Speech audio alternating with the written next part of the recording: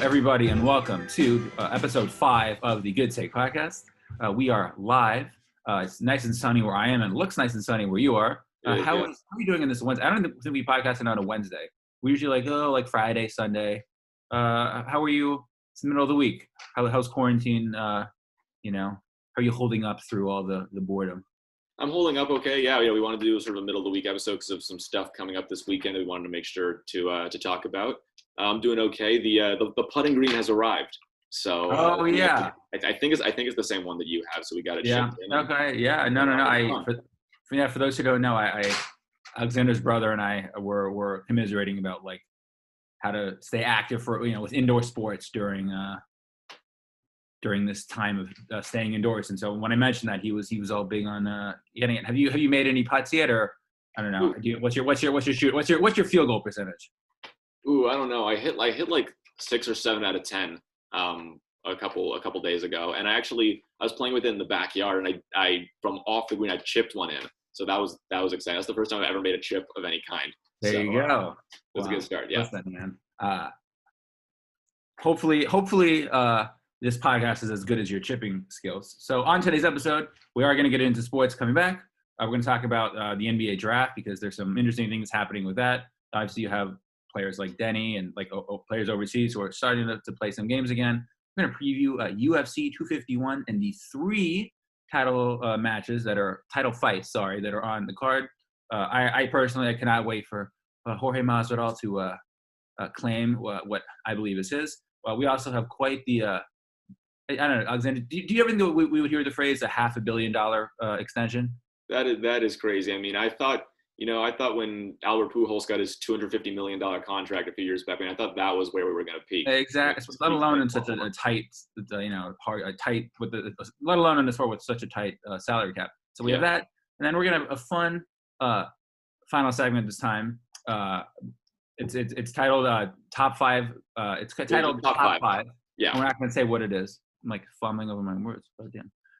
But before we get into all that, before we get into Mahomes, NBA draft, all that stuff, and UFC, we just want to first start off.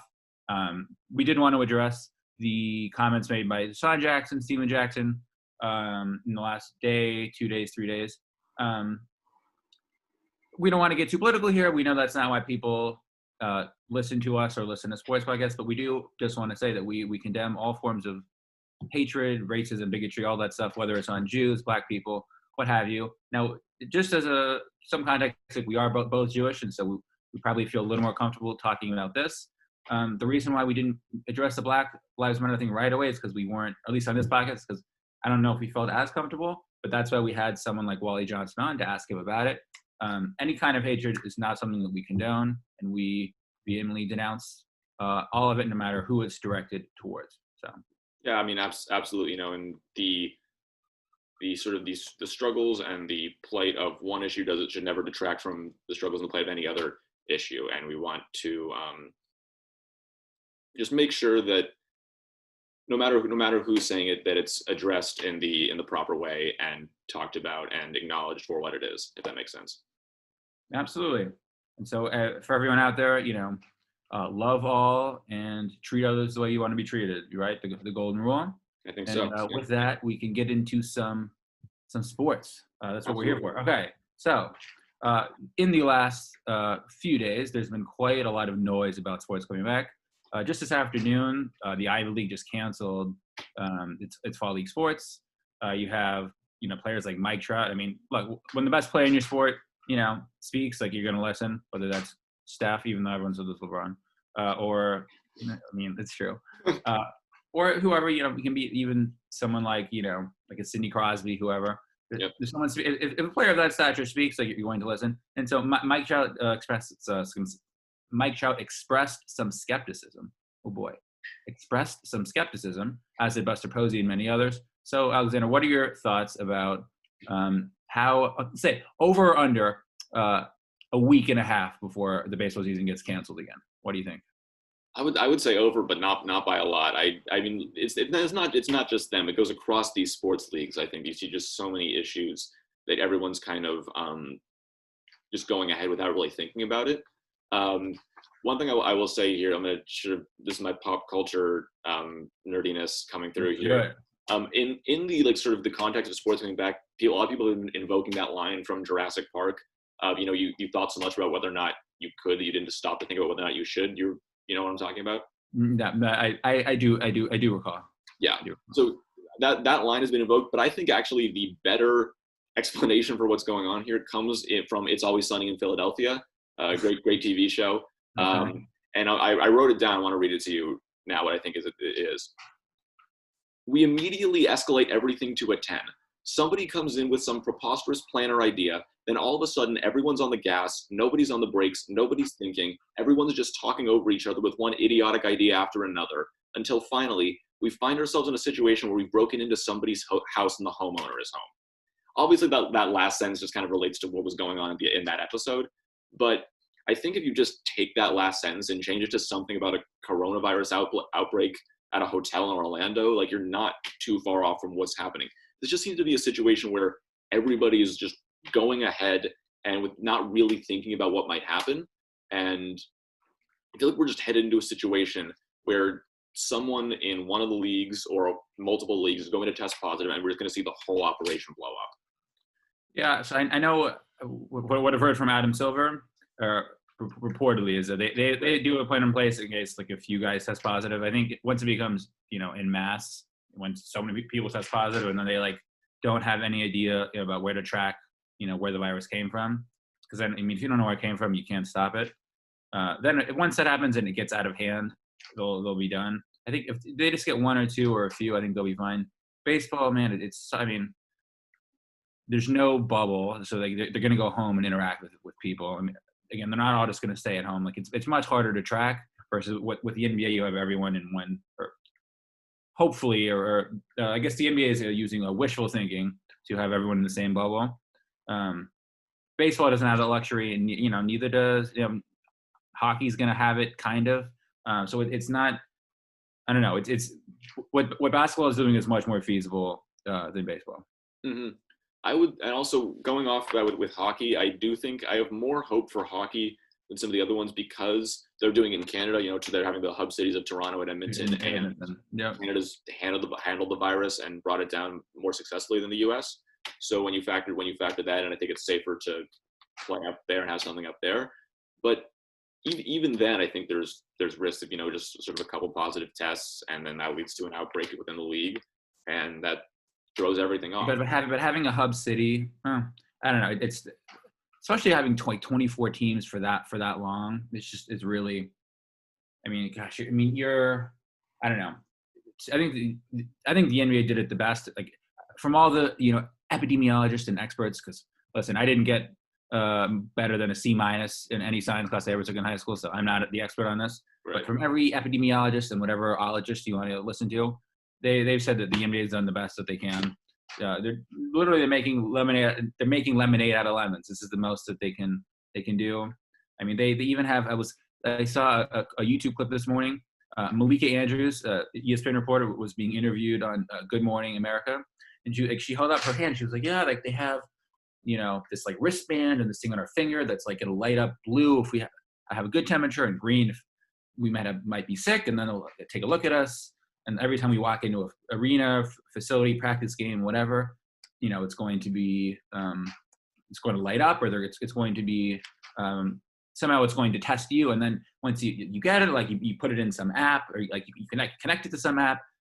It's clearly like this stuff's way over my head, but the NBA has gone to serious lengths to make sure that staff, reporters, players, are going to be safe to the best they can. And then look, because the Disney employees are not employees of the NBA, the NBA can't force them to stay in the bubble.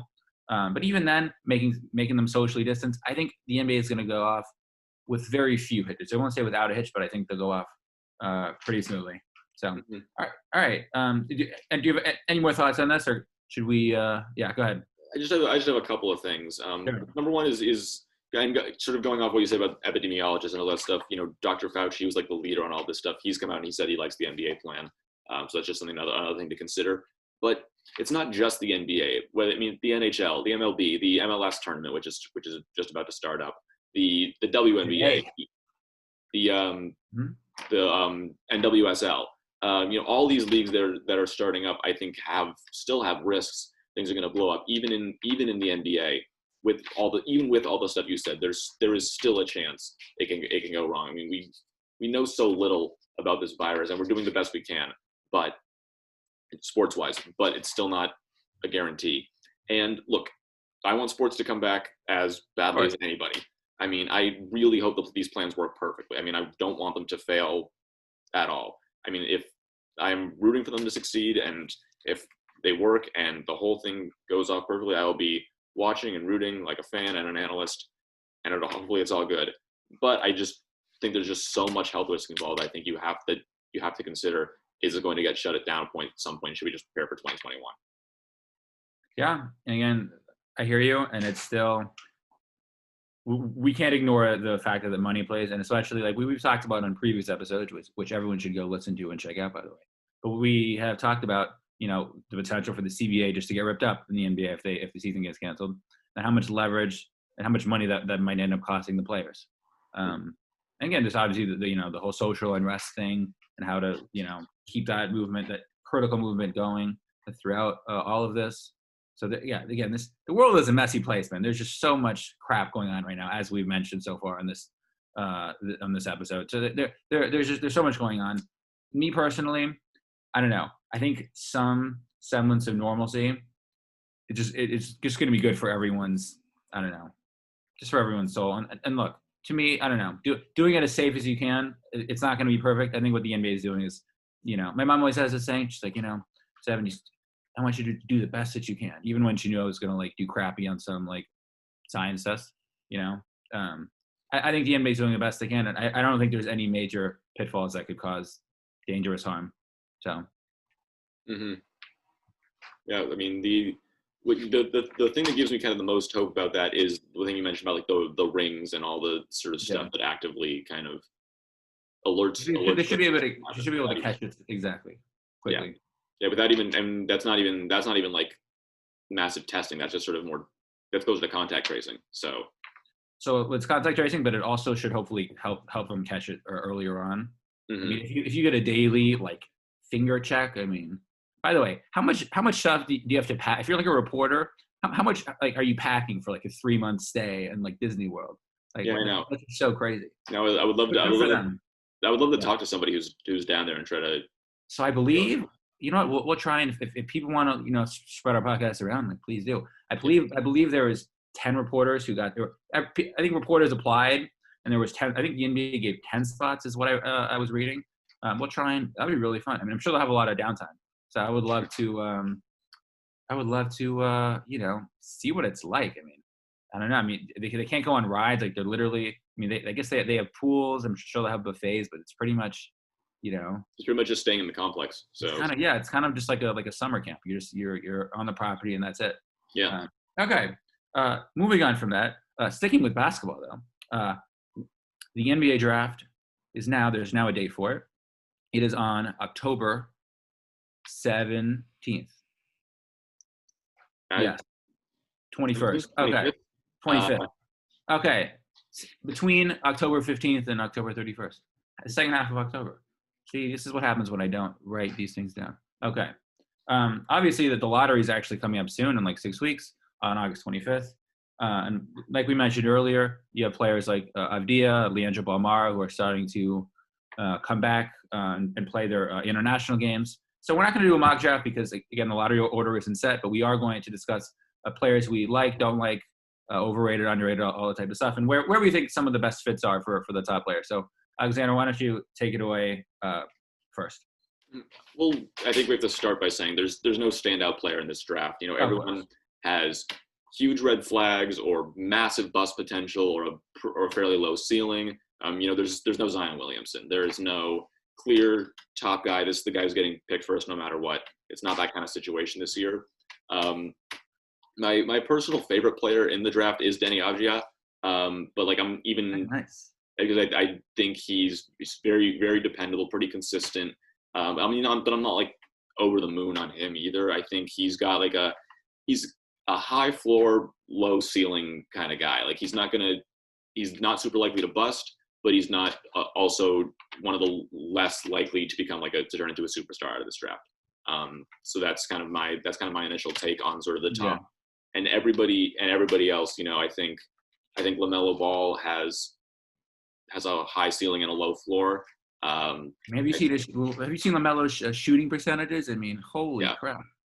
Everyone's but he sees the floor. Listen, man, if you see if you can't shoot we've seen with Ben Simmons, all-star, great player, but his game has such a ceiling because he can't shoot. But if Ben Simmons stays the way he is, he will never be the best player on a title team. Mm-hmm. Continue. I cut you off. Yeah, I mean, I think sort of some of the same things about LaMelo Ball apply to Anthony Edwards. I think that James Wiseman is underdeveloped. I mean, you keep going down the list, it's a lot of guys with a lot of question marks and issues where I don't see a standout player. Yeah. So what I find interesting is, I think the consensus is obviously that this draft is, one of the weaker ones. But the last time there was a quote unquote weak draft in 2013, you had C.J. McCollum drafted All-Star. You had Oladipo drafted All-Star. And then you had a man by the name of Giannis Antetokounmpo drafted at 15. So that's 3 All-Stars and an MVP right there. 2 All-Stars plus a third one who was an MVP. So there's going to be a hidden gem in here somewhere, and the key is sort of figuring out who it is. So I have a few thoughts. Go ahead. What I was going to say is all 3, other than Oladipo, the other 2 you named were drafted later in the lottery, or even out, and Giannis was 15th. Right. Exactly. So and Oladipo was second overall, so that's a little bit different. But what a lack of a standout player means is that often means that the best players will be found farther down. Yeah, so agreed. I think for me, I have a few thoughts. So I really like Denny too. I think I see him as a borderline all-star, like Danilo Gallinari type. That has me a little worried because people are comparing him to Luka, and that's just lunacy. I mean, Luka was the MVP of the EuroLeague. In the EuroLeague, Denny's at shooting under 30% from 3. Up until recently, he was averaging 4 points a game, something like that. So he's not the same. Denny's handle also isn't quite as good. He's not quite as good at creating offense for himself. Not quite as proficient in isolation. But he's developing. He's only 19. He's killed it in the Israeli league. He's going to be a good NBA player, I think. In terms of highest ceiling, I actually really like Anthony Edwards. I think, I don't know, his sort of success last year, or lack thereof, or I don't know, I guess his overall inconsistency was because of the role he was asked to play. Again, if people can look up Jaylen Brown, who played at Cal right near us, and Jaylen Brown's percentages were very similar. And again, Jaylen Brown's last year in college at Cal, his percentages were very similar to Edwards this year. And that's because they didn't have teammates around him, so they were forced to carry a bigger role than they were otherwise sort of ready for. I think if they were a third or a fourth option, like Anthony Edwards might be on the Warriors, I think that he could sort of develop and into a more selective player, take fewer bad shots, and actually sort of learn some IQ, develop his defense, because he wouldn't have to carry the entire offensive burden. Again, asking a teenager to carry an entire offensive burden, with a bunch of players who don't belong on the same floor with him, you're going to end up with him playing hero ball. Now, if you have someone like, even like a Trae Young, let alone a Steph Curry or a Klay Thompson on your team, I think he's much more likely to be deferential and be looking to make the right play, which I think over time will gain maturity. So those are my thoughts on him. As for you mentioned, I just want to say a quick note about Wiseman. I would be, this is maybe a hot take, I would be really surprised if he was a top 5 pick. I don't see teams spending that kind of money on a center right now. I think everyone wants a wing. Hell, honestly, even a guard who can just guard multiple positions, spending that kind of money on James Wiseman, especially when there's going to be, players like maybe Marcus Gasol and Aaron Baines you might be able to sign for cheaper, especially when there's so much unknown on Wiseman. I don't know. I think that Okongwu and Wiseman are both going to fall outside of the top 5. So maybe that's a hot take, but yeah. Do you have any sort of, you were talking about the diamonds in the rough of McCollum and Giannis and things like that. Do you see anybody sort of along those lines in this draft? So it's funny because everyone I feel like Sadiq Bey is no longer a diamond in the rough because he's everyone's underrated guy. So he's not as sexy to say now. But if you guys, I really like Devin Vassell. He shot over 40% from 3. can guard multiple positions. He can also create his own shot a little bit. He has a nice pull-up game. He's not a total robot on offense. So I like him. Again, he shoots well from beyond the arc. Also, someone like Cassius Stanley, who made 50% of his corner threes at Duke last year. Really hard worker. I saw an interview that he did that he wants, his goal is to be a commissioner of the NBA one day, let alone, the best player, MVP, and all that stuff. So really intelligent guy. So I would love him. Get another wing, maybe or early second round. And then I also love Elijah Hughes from Syracuse. I see a lot of, I don't know, he reminds me a little bit of like Shea Gilgeous-Alexander a little bit. Just quick, explosive, underrated athlete. And I haven't really seen him in the top 20 even in a lot of drafts. Oh, also Aaron Tillman from Michigan State, who's 23 from Michigan State, who we know the Warriors have gone that road before. So I would not mind him if the Warriors, if he was able to fall in the second round to him. Mm-hmm. Yeah, for sure. I like you. Yeah. Do you have predictions? My personal prediction is that the number 1 overall pick will be Anthony Edwards. That's where I think it'll go right now. I'm not saying it should be. But it depends who wins the lottery. But sort of in my mock draft, I think that's the most kind of, obviously it's a little bit hard to tell based on who gets the number 1 overall pick. But I think that's the most likely situation. Do you have ideas on that? Well, I don't know. I think for Anthony Edwards, I think the Knicks, I don't know. Part of me thinks fate might just have the Knicks get the number 1 pick the year after Zion just to like mess with them. I think that's very possible. If the Knicks get the number 1 pick, there's no way they're not taking LaMelo Ball. I would just, it's just the most New York Knicks thing. It's the most New York Knicks thing to do, which is why, man, if they're 4, 5, 6, and if I'm the Warriors or Cavs like 1, 2, or Timberwolves at 3, like I don't know, I'd be looking to trade back with the Knicks because I think they're going to be really desperate to get a quote unquote star to kind of spark that city. So that's my general thing. But I would say Anthony Edwards is probably the odds-on favorite. Again, I don't see why you would pick someone who played 3 college games first overall in the draft when he hasn't. There's no legitimate hype. That's he's a Kobe or LeBron coming out of high school or Kevin Garnett. And again, I like Okongwu. To me, he's a bigger, more athletic version of Kevon Looney. He's going to be a really good pro, but he's not a high ceiling guy. Which if you're picking in like the top 3, you want to pick a top. And I get there probably isn't that many stars in this draft, but if you're picking a number 1, you don't want to go with like a save pick. Like that's not like trade back and then get that.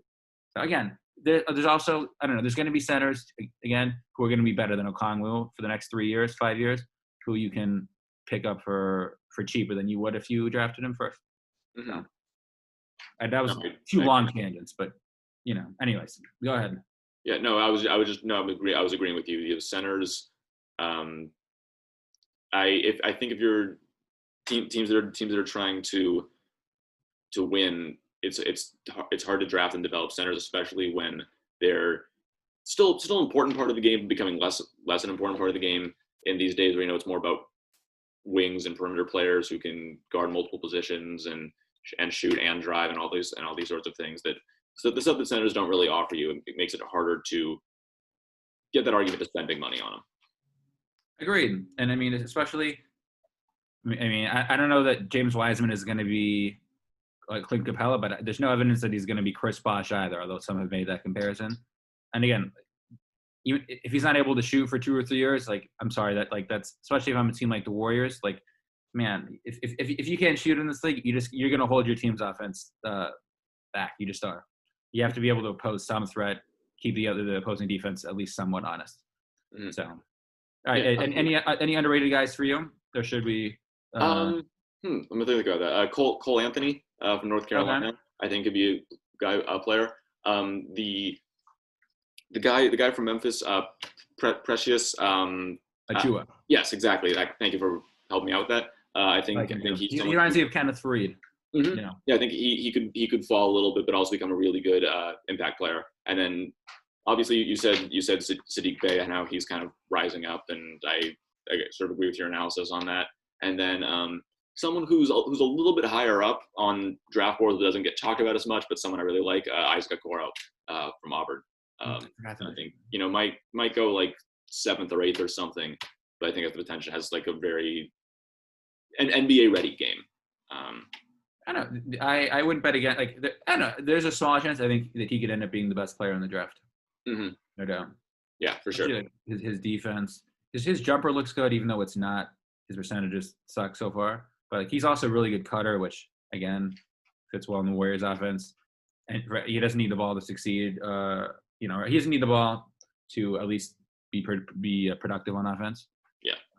Again, if this is all so much about like, situation, as most draft picks are. Like again, if Zion's going to succeed no matter where he goes, John Morant's going to succeed wherever he goes. For the 98% of players, situation and circumstance matters, and so I think it depends. Where these guys go, is going to determine a lot of their success. So, which again, totally that's the case almost every year. Although this year it sure seems like that there's a lot more question marks surrounding this year's draft. Okay, speaking of question marks, Alexander, who is going to win the main event for UFC 251 this Saturday evening? That's a good question. Hold me in suspense though. Give me a little yeah. Go ahead. I mean, it's going to be Kamaru Usman against Jorge Masvidal. It looked like it was going to be Usman versus Gilbert Burns originally, but Burns tested positive for COVID, had to pull out, so they brought in Masvidal as a replacement at the last minute. My pick personally is Usman, but I'm not super confident that you're a bigger UFC fan than I am, so I'm going to kind of let you take the lead on this one. I just have a sort of a question for you, which is, do you think Usman has an advantage because Masvidal is coming in so late, or do you think maybe Masvidal has an advantage because Usman was preparing for a different fighter?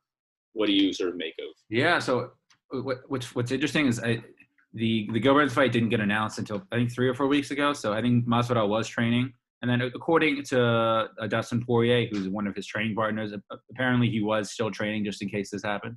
Which again, honestly, at this point, all fighters should be training in case people fall out, because with COVID, you just never know. To me, his conditioning is going to be fine. This is also like Masvidal. He was a run-of-the-mill guy up until about a year ago, and then he's really popped as one of the biggest stars in the sport. This is the first time he's going to fight for about since he joined the UFC in 2013, so 7 years ago.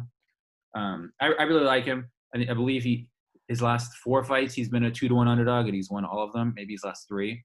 The dude, literally on the way to Abu Dhabi from Vegas, him and his team stopped for pizza. So in Italy, they stopped and got Italian pizza so his team could eat. Like, he's kind of a crazy dude, like in a good way. Uh-huh. So I really like him. Not to get too nerdy here, but his stand-up game is really good. He can wrestle. Kamaru is a really powerful puncher. But I think if Jorge can withstand that, because he's a tough dude. From Florida, grew up with Dwayne Johnson, actually. It's from the same neighborhood. Okay. I think if he can withstand the early onslaught, I actually like his chances to win probably like 3rd or 4th round. Okay. Also, something I think that can be pointed out is like the last time that Masvidal fought someone who fights in Usman style was against Ben Askren, and that was the one where he took a flying knee in like 2 seconds to knock out.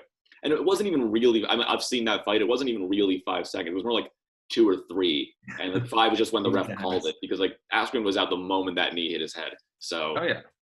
So I just want to say, too, I mean, Usman has won 15 fights in a row. Yeah. His last fight against Colby Covington was like incredible. One of my favorite fights of all time. And then, yeah, I mean, his win over Covington was actually the first time that he hadn't gone the distance in 5, and only the second in 10.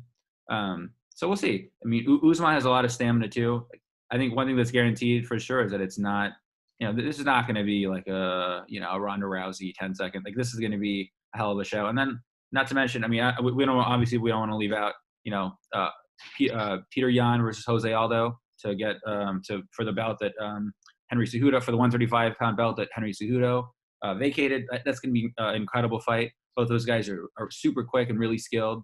And then, of course, you have Max Holloway, one of my favorite guys in MMA, too. So, again, you have 3 title fights on a UFC card. This is probably going to be the best card of the year. Especially, I mean, it's always a fun card, but especially with no sports, it's going to be extra exciting. Yeah, absolutely. Do you have picks for the other 2 fights on the card? So I'm picking Yan Holloway and Masvidal. So Okay.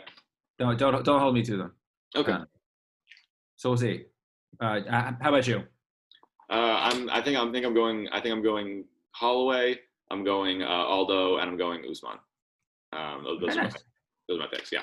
Listen, you don't have to be an expert. This is all, we're just we're kicking it on a sports podcast. There's no, Yeah, exactly. No, I mean, I'm fairly new to it and kind of learning. I'm not an expert on it either, but we're just like, this is what a podcast is for, just to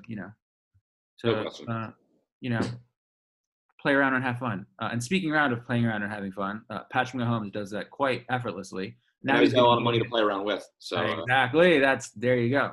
He's gonna be playing around effortlessly, but now he's gonna be getting paid a whole lot of money to do it. Here, what was your first reaction when you first saw the number? Because at first I saw like Nick Wright had said like, oh, pay him like $225 million extension, just cash him out, sign him for a while, and then I saw like Adam Schefter, who tweeted like, oh, it's well over $400 million. And I was like, wow, like that's probably 400, like no way. And then I was like, okay, 400, like wow, okay. And then when the number came out, I mean, Bleacher Report, I got the notification on my phone. It was literally in all caps. I was like, what the heck? Like, what was your first reaction when you saw $500 million effing dollars? Like, it's just so crazy. He's played 2 years in the league, 2 years. Neither of us are. I mean, he obviously deserves it. We're not. I mean, right. It's just crazy. Yeah, and I mean, when you put in $500 million is obviously an insane amount of money any way you spin it. When you put in the context of $500 million, it gets that much crazier. If you break that down, that's $96 a minute for the rest of his contract through 2031, when he'll be 36 years old. So I mean, is that like a minute of football minute, or like a minute like like every minute of every day? I think every minute of every day, but I'm not sure. I'll have to look at it and get the calculator out. Okay. So he'd have like $4,000 then if he was on this podcast with us. Yeah. So Patrick Mahomes, if you're man listening, we're here for you. But like, it's insane the amount of money that gets thrown around these days, and it makes you think about other players and other quarterbacks who are in extension negotiations and are talking about that sort of stuff. Dak is obviously the one who immediately comes to mind. How I don't know. Do you think? I don't know, because usually when there's a big contract signed, people are just like, oh, it's going to reset the market. The next player is going to ask for more. Obviously, this is the case. No one's topping this contract, right, either in years or in money. So for the folks out there who are saying, oh, Dak's now going to ask for money, or Lamar's, I love Lamar and I like Dak. Neither one of them are Mahomes. That said, I do think both of them deserve extensions. I mean, obviously Dak just got signed to the franchise tag. Not just, but he got signed to the franchise tag. I don't know. Is his extension going to be? I mean, is it going to happen before the season? I mean, gosh. I mean, I swear the Cowboys Jerry Jones. I mean, they've said it. They like being in the headlines on purpose. But I'm starting to think that Dak is not going to be a Dallas Cowboy after this upcoming season if it happens. Mm-hmm. I do think that Dak will get the extension. He's Mike McCarthy is a very offensive-minded, quarterback-minded coach coming in to sort of shake things up there. I've read a couple of different things from Dallas area sort of writers and Cowboys insiders who do think that the extension will happen by the deadline, and it will obviously be for less money than Mahomes. I mean, as absurd as kind of the money is that's going around these days, and sort of players who may or may not deserve it, getting these insane guaranteed money contracts, I don't think that Mahomes' money is something that's going to be topped anytime soon. As for what I do think will happen is it'll be more than Jared Goff, Jared Goff was number one, now he's number two with the Mahomes contract. Yeah. I do think Dak will get more than Goff got. But yeah, I mean, Dak's not going to accept a contract that's less, so he's going to have to, or else. Who do you think's a better quarterback, by the way, between those two?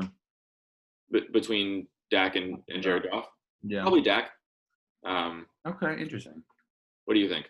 I would probably go with Goff, to be honest. Okay. I think Dak's more consistent, but I think in terms of at their best, Goff is better.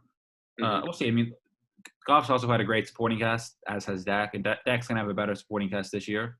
But especially, I don't know, the Cowboys are just managed like much. they manage their team much better. I mean, the Rams have just too many big contracts. They Yeah, I built mean, a they team were. like a basketball team, just paying a few stars, and like that's not how it Yeah, works. I think part of the thing Um, is that the Rams were determined to make like this like a big splash in a new city when they relocated. and especially Los Angeles. Yeah, exactly. And and especially in LA, where the football market revolves around college football, and it's hard to draw fans to NFL games. And you saw the Rams games at the Coliseum when it would be like 70% visiting fans, and they were really desperate, to bring Ndamukong Suh and Dante Fowler and all these players to. Yeah, except you know what though, the Chargers made it look like Cameron Indoor Stadium. So What? I said the Chargers though made the Rams look like Cameron Indoor Stadium. Anyway. That's true of me because they were playing at the Galaxy's field, and with I forgot about that. with like a 30,000 capacity in a small stadium in the league, and now they're moving into the shared stadium in Inglewood. So listen, man, I why anyone would like advocate to be the Clippers, I just do I don't. That's a whole nother topic for a whole nother day.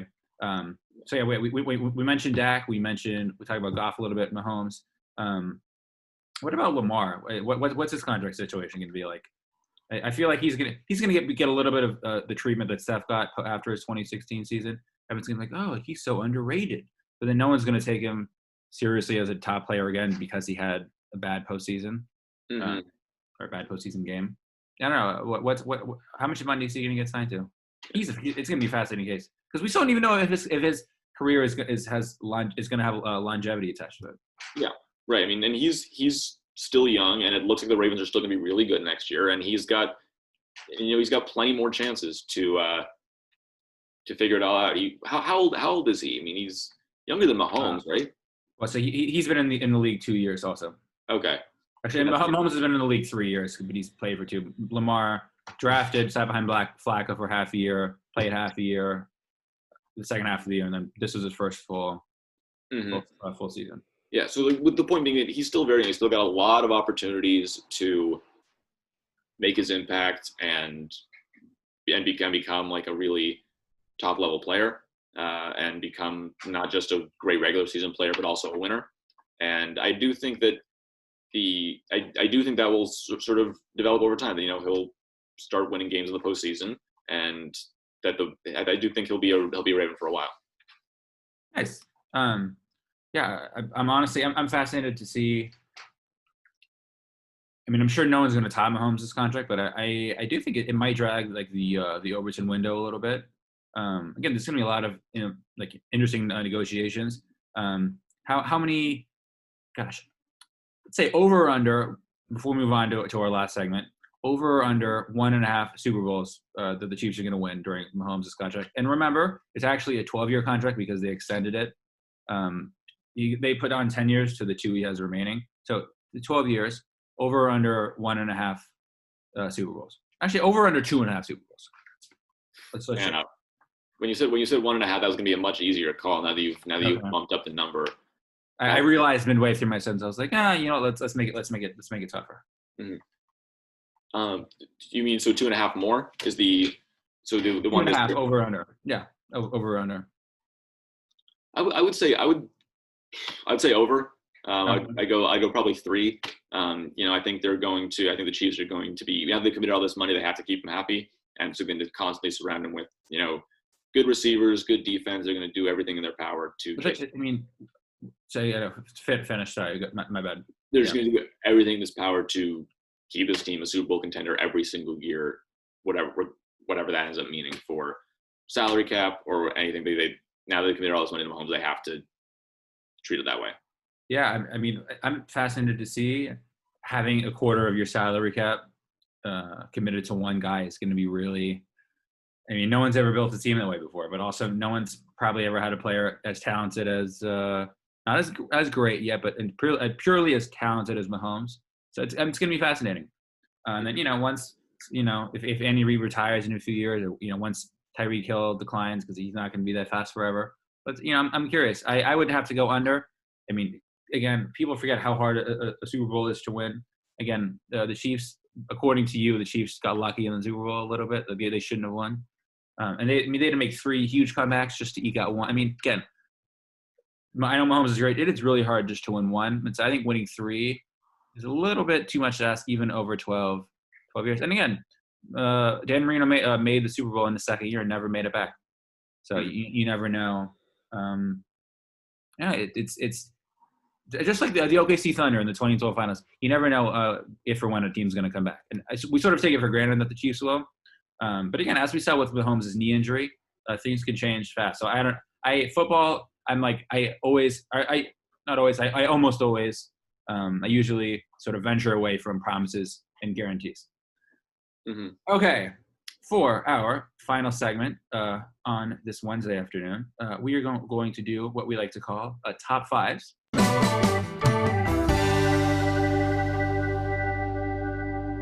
So today, for our top fives, Alex, what would you? I'm doing my best, man. For our top fives today, what are we going to be top fiving? Well, in honor of Mahomes' new contract, which obviously was a reaction to his incredible first 2 full seasons, I guess, in the league. He played 3, but really only been a key player for 2 of those seasons. We're doing our picks for the top 5 2-year starts in sports history. We'll each give our number 5, then we'll each give our number 4 and discuss them along the way. Did you want to do 5 to 1 or alternate 5 or 5? We'll alternate when go 5, 5, 4, 4. Yeah. Okay. Who wants to go first? Eeny, meeny, miny, me. Okay. Number 5, I have Tim Duncan. Made an All-NBA first team. Both of his first 2 years. A Rookie of the Year. A Rookie first team. Won an All-Star game, and then he also, again, if you won this in your first 2 years and then didn't get injured like Magic Johnson did in his second year, if you won a Finals MVP the way Tim Duncan did, I just hold that in such high regard. Perform that well on the biggest stage is really just impressive to me. And then before I go to number 4, I also want to give 2 honorable mentions to both Magic, who I mentioned, who missed half of his second year because of a knee injury, and then Mike Trout, who should have won an MVP both of his first 2 years, but did not because of Miguel Cabrera, who was also deserving. But okay, what's your number 5? My number 5 is Jim Brown. He won MVP in his rookie year, leading the league in both rushing yards and touchdowns, and then did the same thing again next year. MVP, rushing yards leader, and in the second year led the league in total touchdowns, not just rushing touchdowns. And in the rushing yards and rushing TDs, he absolutely lapped the field. Like 1,527 rushing yards, and that was when the season was 12 games long. And you average that out per game. That's nuts. And then he had 17 total touchdowns that season. I think the next highest person had like 8 or something. And it got to the point where just the rest of the NFL sort of wasn't prepared to handle him. I also have a couple honorable mentions. My honorable mentions are Ichiro Suzuki, who was league MVP as a rookie in 2001, 242 hits. You want to know the only other player after 1930 with more hits than that in a year? Do you know who it is? I do not. It's Ichiro Suzuki in 2004. There it is. And then how did he do in his second year though? Second year, 208 hits, batted .321, gold glove winner, 4th in the American League in stolen bases. The only reason I don't have him in my top 5 is because he came from playing professionally in Japan, so it wasn't like a sort of a 2-year rookie year kind of start in the. Yeah, he came in his late 20s. Yeah, mm-hmm. He was already Mm-hmm. And then the other honorable mention on my list is one of my all-time favorite players, Tim Lincecum, who won the Cy Young Award in each of his first 2 full seasons. His record was 33-12. His ERA was 2.55, over 500 strikeouts. I would argue that he didn't deserve the second Cy Young Award. I think Adam Wainwright. Adam Wainwright. Quick story about that, actually, if I can. Funny you mentioned months ago. Every summer, with the exception of this year, my family goes on vacation to Maine, and there's this baseball card store up in Maine. There was that was owned by Chris Carpenter's uncle. And, oh wow!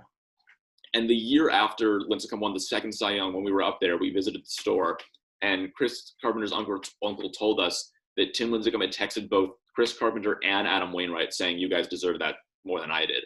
And I agree. I think Adam Wainwright should have won. Adam Wainwright actually got more first place votes but Tim Lincecum got more of the sort of farther down ballot votes and picked up the award. And that's kind of the reason I didn't put him in the top 5 was that I felt like the second signing award. Well, so I guess you had some insider info that I didn't have. Yeah. Because next on my list was Tim Lincecum. There you go. Wow. Okay. Well, maybe I wish I would have known that info, but that's okay. Again, only player ever to win the Cy Young, in his first two seasons. I think he's unique, obviously, because the rest of his career was mediocre and then terrible. He was so just like the electricity that he just oozed off of him, that he oozed off of himself rather, was just was unlike anything I've ever seen from a pitcher. Again, we were talking last night as we were preparing for this podcast. I mean, I thought outside of Steph and Clay that no Bay Area athlete has gotten as much love as he has during our lifetime. And I'm sure people might listen to me now and be like, Tim Lincecum, like by this point his name is probably so far forgotten in the pantheon or in the depths of baseball history. I'm sure a lot of East Coast fans might even forget how good he was. But man, I mean, he was on a Sports Illustrated cover, about how, there was all this stuff about how he could throw 98 miles an hour, even though we had like such a huge leg kick. His body had such a torque to it. And man, I'm not even a Giants fan like you are. Let's go Oakland. But I could not help but root for that guy. He's one of the most exciting athletes I've ever watched. So, and like I said, to be the best pitcher in baseball, both of your first 2 full seasons is like really impressive. And only one guy is Fernando Venezuela ever won as a rookie. So, yeah. What did I say? I think you said Venezuela. It's Valenzuela. Sorry, Valenzuela. Yeah. See, this is my folks. Make sure your handwriting is neat when you take notes. Anyways. For number 4, I'm actually going with someone who was on your honorable mention list. I am going with Mike Trout. At number 4. Nearly won AL MVP as a rookie. Arguably deserved it. Probably would have won it if Miguel Cabrera hadn't put up a Triple Crown season. And then finished second behind Miguel Cabrera the following year as well. His wins above replacement or his WAR was higher both seasons. I mean, across his first 2 seasons, I'll just give you the numbers. Batted .324, 57 homers, 180 RBIs, 82 stolen bases, 238 runs scored, and his WAR across those 2 seasons was 19.4, which if you don't know WAR, that's absurd. Like that is 2 MVP caliber seasons. I mean, back to back. And those are his first 2. I agree. He should have won the award both years. He should probably be like a 5 or 6 time MVP. Oh my gosh, if he's come in the top 2 every year except for one, and that was when he broke his hand. I mean, honestly, other than the Josh Donaldson year, and probably you could argue that Mookie should have won it last year, but maybe with the exception of 2 or 3. I mean, he's I agree. He's deserved it almost every year. But I don't know, because he didn't actually win the awards. I was like, man, I don't have a collection to point to. But you're not wrong. I can't say that you're wrong either. Mm-hmm. Who do you have at number 3? So all right, I'm at number 3. Actually, wait, really quick before you get to 3, I wanted to ask you: do you view Miguel Cabrera winning the MVP because of the Triple Crown a little bit similar to Russell Westbrook's? The voters just voting for him, well, because we haven't seen this in so long, we have to vote for him to win MVP. Are they a little similar? I mean, I think there's an argument there. I also think that in 2012, since the Tigers had a much better season than the Angels, and Miguel Cabrera was such a huge part of that, I think there's an argument to be made in his favor there as well. Because they won. Okay. But there's some overlap, though? Yeah. I think. Okay. Yeah. All right. At my number 3 spot, I have Kareem Abdul-Jabbar. Has an MVP, a title, a Finals MVP. By the way, he is the longest time in between Finals MVPs. Quick little side note. He won his first in 71, his second year, and then he won his second one in 1985, which is pretty crazy. Everyone talks about LeBron's longevity, but Kareem's doesn't get talked about enough. Was an All-Star both years, Rookie of the Year. He made the All-Defensive team both times. all defensive second team both times, rookie of the year, all rookie first team, and he was the NBA scoring champion in the second year, which is extraordinarily impressive to be that polished coming out of college. Which I just want to say one more thing before I pass the baton to you. The fact that he was in college for 4 years, and again they won at UCLA. UCLA, right? Yeah. Yeah, UCLA. I think he did come out a much more ready prospect. So I wish more players would do that. But anyways, who is your number 3? My number 3 is I'm turning away from team sports and I'm going with Tiger Woods. Within a year of turning pro, he'd won 3 PGA events. He'd won the 1997 Masters, which is one of the most dominant performances ever in a major. He was Sports Illustrated Sportsman of the Year, and he already reached the number 1 world ranking by the time he was 21. And then year 2 wasn't quite as strong, only won 1 PGA event, but it was still really good. I mean, just on the strength of his first year alone, I mean, that is as good a sort of rookie season, if you will, as anyone's ever had. I mean, on that alone, he deserves to be on this list, which I think shows you how amazing that first year was for him. I mean, not even just his winning, but like the way he won and his sort of the fashion like with which he went about it. Mm-hmm. I can't, I can't hate on that. Yeah. What were the majors that he won? Do you have them written down? In his first 2 years, his only major win was the Masters. But it was just such a dominant performance, and I mean, just kind of swept everybody away that it got everybody's attention. He won by like 8 or 9 strokes, if I recall, right? I think more than that. I think it was 12. It was 12. I don't remember, but because we were young, but I do recall watching and reading about how he crushed everybody. Mm-hmm. So, yeah, you know what? I should have. Really quick, how's your golf game going, by the way? It's getting better.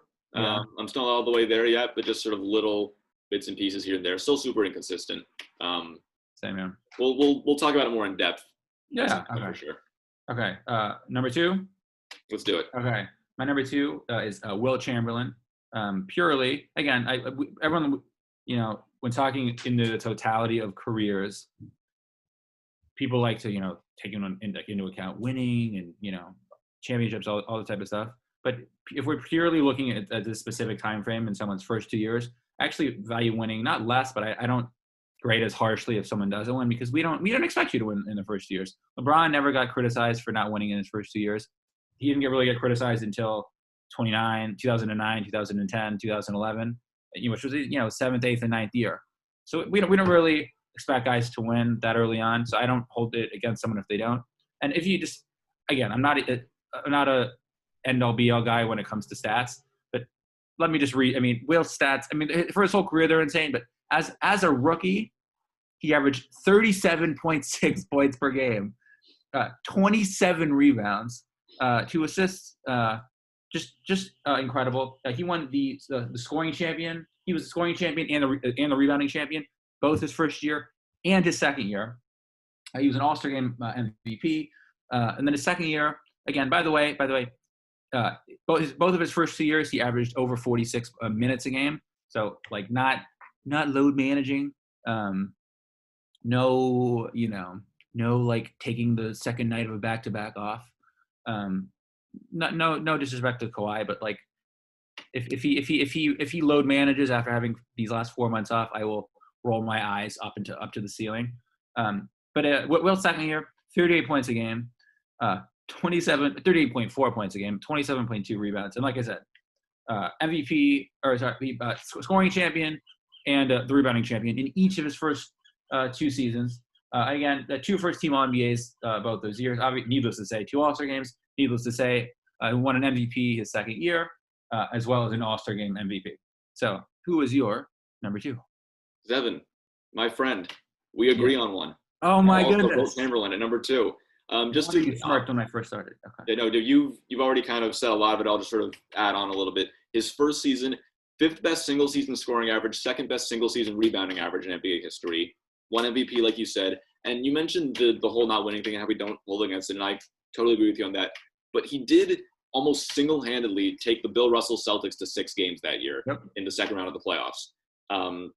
In year 2, he had the 3rd best scoring season and the best rebounding season in NBA history. And he was responsible for more than 30% of his team's points and more than 30% of his team's It's rebounds. just so insane. Yep. I mean, almost no one has ever carried such a heavy workload for their team immediately upon entering the league. And he did it, and he did it well. And He did it unconscionably, extraordinarily well. uh-huh. Okay, yeah, I know. Go ahead. It's pretty remarkable just how much more dominant he was than everybody else, not just on the Warriors, but kind of in the league. So Absolutely. All right, do you want to give your number one before me, because in case we have the same number one also? let's do that. All right. Number one, can I get a drum roll? I'm going with Wayne Gretzky. Ah, man, me too. Go Yeah? ahead. Yeah, I I was gonna wait, but yeah. Okay, yeah, I'll just also add a few things. Like, just this is one where just the numbers speak for themselves. 301 points, 195 assists, 24 playoff points in 12 games. Won the Hart Trophy both years. Won the Art Ross Trophy in his second year. Tied for it the first year, but lost it on like a technicality with Marcel Dion. Well, because he scored more goals. So if you sign points, you can give it to score more goals. That's exactly what happened. So then, but I mean, he was already the league's most dominant player the second he entered the league. He was obviously the most hyped prospect of all time, and beyond lived up to it within his first few years.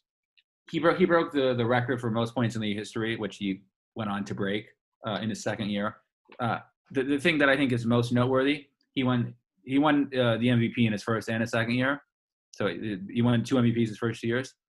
Those 2 were the first of 8 straight MVPs. And I know we're not grading for what comes after, but the fact that he was that elite right away speaks volumes. Again, having 2 of the top 30 total points seasons in NHL history in your first 2 years is tremendous. It's incredible. Again, I'm not surprised that we have the same number one. Any more thoughts to add on him or Will, to be honest? Yeah, I mean, like you said, 8 straight MVPs. I think the Art Ross Trophy that he won in his second year was the first of 7 or 8 in a row as well. I mean, people were calling him the great one before he ever even played in the NHL, and then he kind of just like said, and then he almost did better than that, if that makes sense. You know, I mean, like he had the most expectations of anyone that anyone's ever had, and then did better than that. Like he was so good that the whole league retired his jersey. Yep. I mean, he has 61 records and 62 if you count having the record for the most records. So, which I always love to say that last part, the record for the most records. He would be the NHL's all-time leader in points if he had never scored a goal. He's the all-time leader in points. Yep, he's more assists. Yep, which is just mm-hmm. that he is a stake. I know people in America aren't big on hockey, but he definitely has a stake for being the best, mm-hmm. The greatest athlete of all time. He no doubt. And here's the thing: in the NBA, there's at least some debate over who the GOAT is. In NFL, there's some debate over who the GOAT is. MLB, some debate. NHL, no debate. None. Zero. Yep. That's kind of all there is to say on that. Right. And then, but before we sign off really quick, is Ovechkin going to which is more likely? Is Ovechkin to pass Gretzky on the all-time goals list, or LeBron to pass Kareem on the all-time scoring list? Out of those two, I think there's a good chance both happen. I think LeBron is slightly more likely, but I would lean that way too. Yeah, I would lean that way too. All right. Well, this was really fun. We had quite the winding podcast today. Again, this is a top 5 segment. We'll have to revisit this. Yeah, this is really good. They said this is a top 5 segment. Maybe. Oh man, we'll have to do a lot more segments before we have a top 5 segments list. So I would say this is the top 1 segment, but I appreciate the pun, whether it was accidental or not. Okay, we'll put the graphic below, but we're going to sign off. Everyone, please stay safe out there. And if you would mind, give Alex a follow on Twitter at AlexHutton35. That's Alex, HUTTON 35. And then follow me on Twitter at ZShust9. That's ZSHUST and the number 9. Thanks for listening, everybody. Have a great rest of your day. Have a great rest of your week. And keep social distancing, and don't sneeze in each other's faces. So stay well and stay safe out there, everybody. Take care, everybody, and goodbye.